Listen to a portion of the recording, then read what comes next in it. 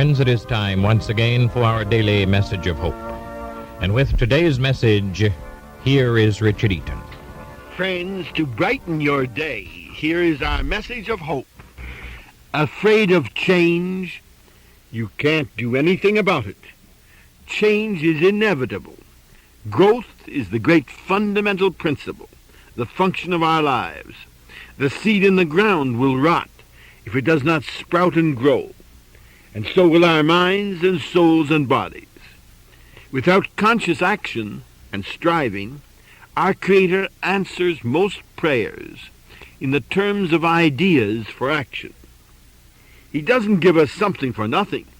He expects us to use what He gives us in active exercise of a freedom which He permits our minds and souls to exercise in reactions to the life patterns of ups and downs, strange events, curious, unforeseen happenings.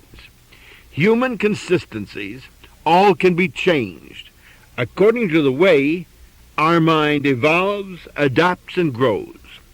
Nothing in this world is so inevitable, nor hardly so obvious.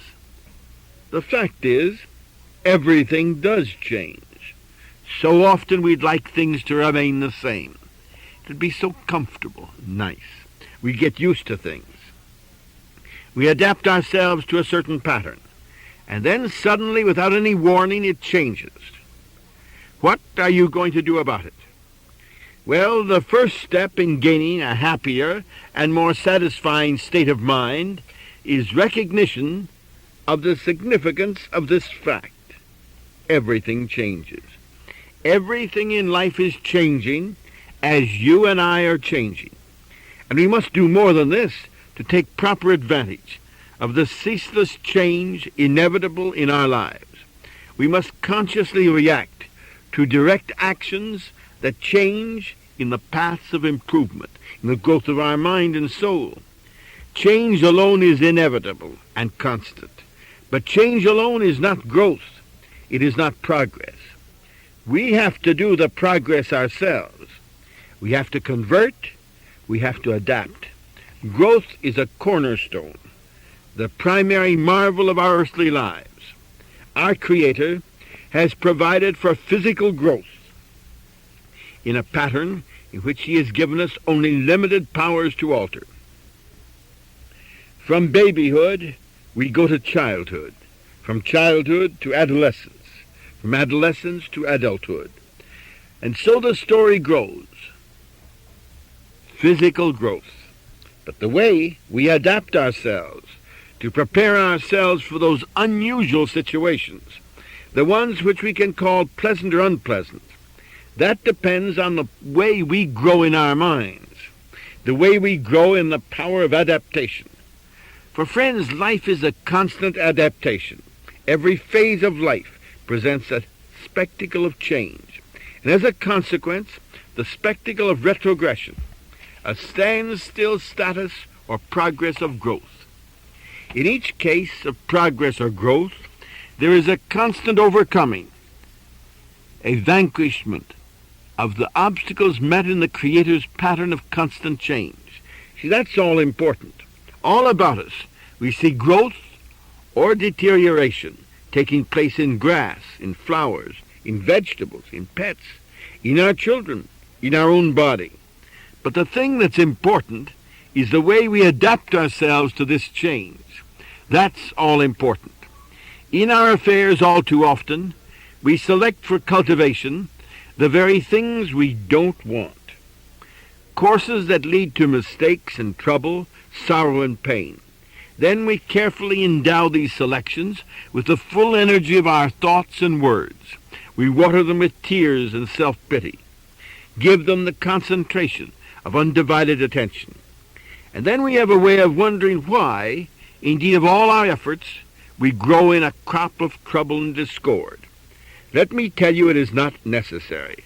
Let us deliberately refuse to turn our thoughts to those weeds we do not want.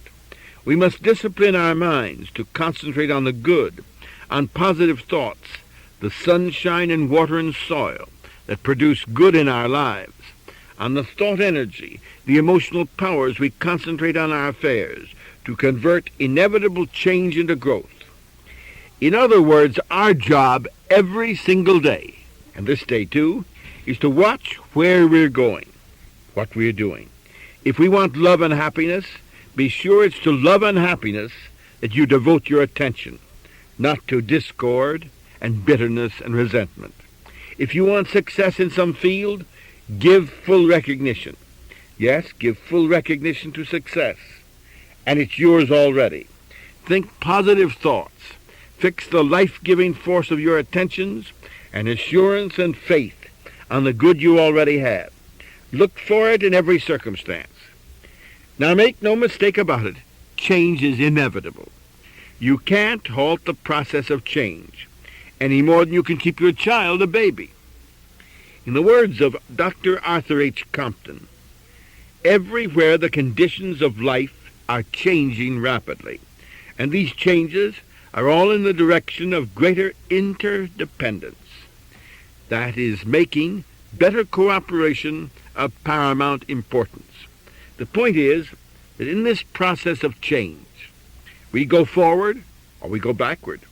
We bow to circumstances or we rise above circumstances. Of course, we cannot be expected to see beyond the point of our understanding any more than we can see beyond the horizon limit of our eyes. But the point is, we can master the thoughts we permit to remain in our minds.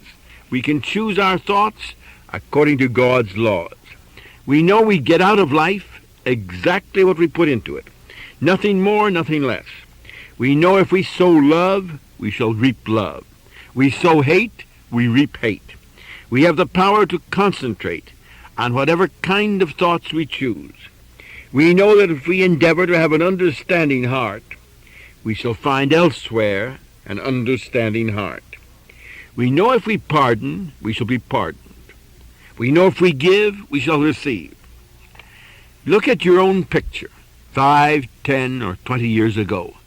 See what a change has been made on the outside, in the outside person. You will scarcely know yourself. Well, that's the growth of the body. But God has given you the mastery of your mind. Your soul can keep pace with the growth of the body, just as the less perceptible growth of the trunk of the tree matches the more visible enlargement of its limbs.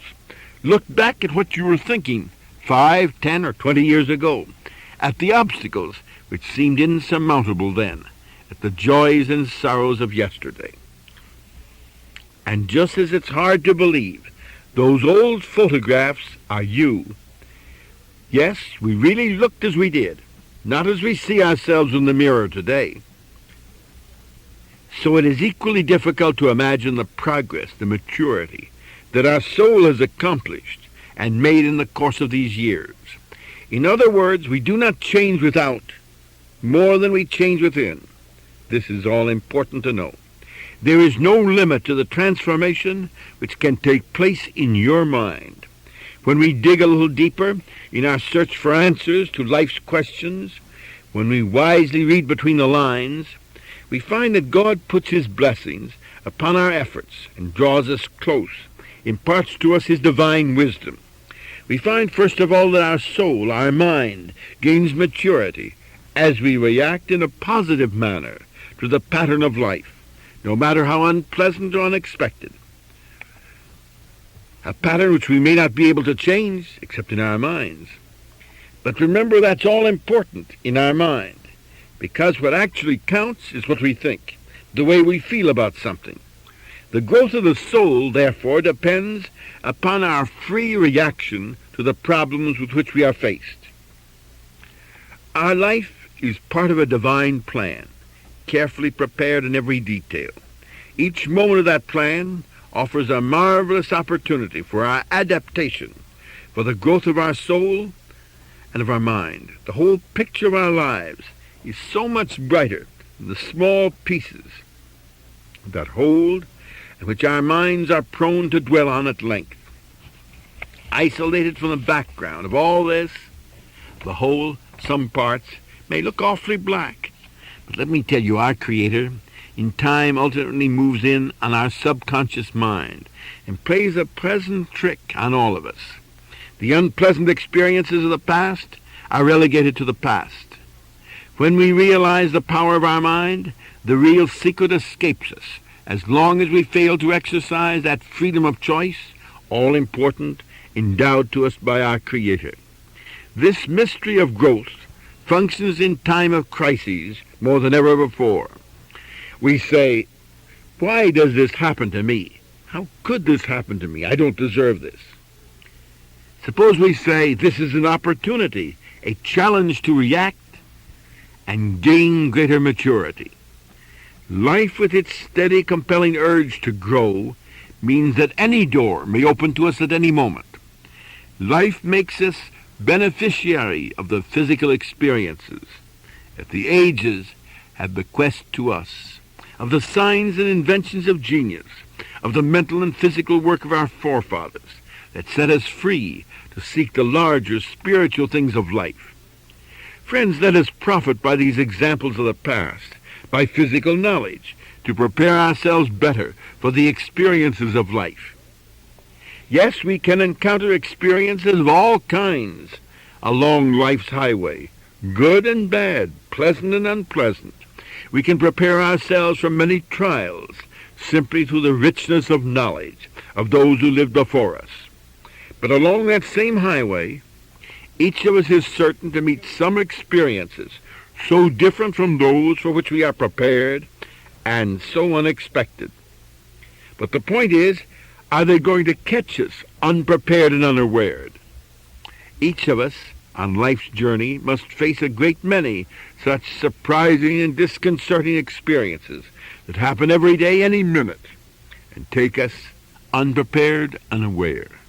The knowledge that somehow or other we have inside of us the strength, the power, and mastery of our mind to control every situation, to react, and so to change in our mind our feelings about any problem and situation is all important.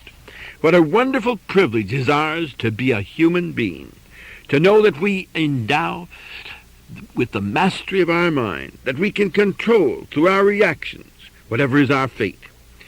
No, we may not control circumstances or situations, but we can control our life because we control that which we feel about life. What a wonderful challenge it is. Friends, you've been listening once again to our message of hope. God bless you, everyone.